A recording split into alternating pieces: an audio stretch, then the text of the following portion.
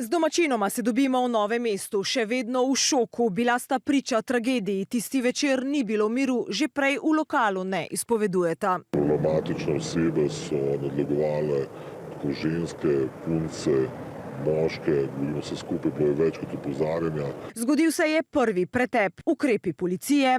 Policija je izdala plačilne naloge, tudi na NRM-je, tako da se mi pogovarjamo o nekem glasnem navijanju glasbe.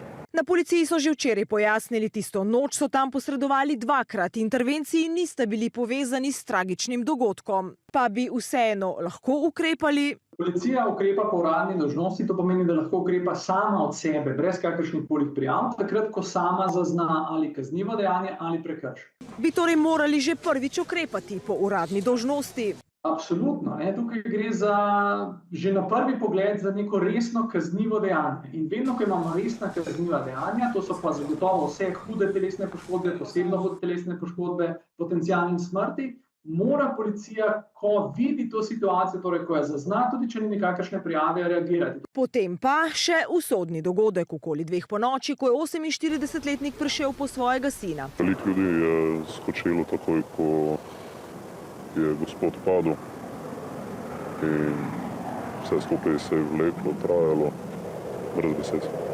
Na generalni policijski upravi do zaključka strokovnega nadzora izjav ne dajejo.